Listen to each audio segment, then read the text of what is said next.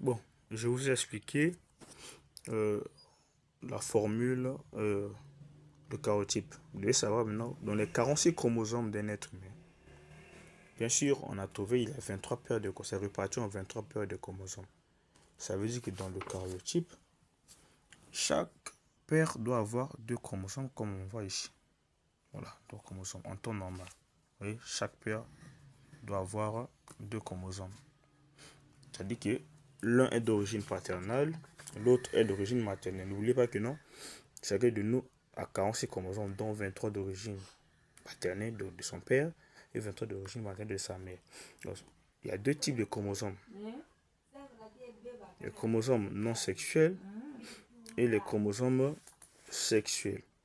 Alors, les chromosomes non sexuels sont qualifiés de autosomes et les chromosomes sexuels sont qualifiés de gonosomes. Voilà. Je commence par les chromosomes non sexuels. Les chromosomes sexuels.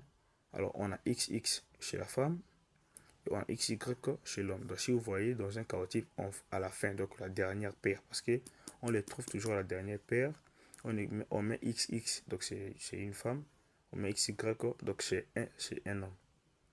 Vu qu'on dit que c'est, on trouve ça seulement à la dernière paire, donc c'est seulement une seule paire. Donc, un être humain a seulement deux chromosomes. Vous voyez, deux chromosomes seulement. Sexuels. En temps normal, je dis bien en temps normal, parce qu'il y a des anomalies. Mais non, si dans les 46 chromosomes, si déjà deux qui forment une paire sont sexuels, alors il va rester combien de chromosomes? Il va rester 44. Donc il y aura 44 chromosomes non sexuels, vu qu'on dit deux sont sexuels, donc 44 sont non sexuels. Vu qu'on les appelle les autosomes, d'où j'ai mis 44A. A là veut dire autosome.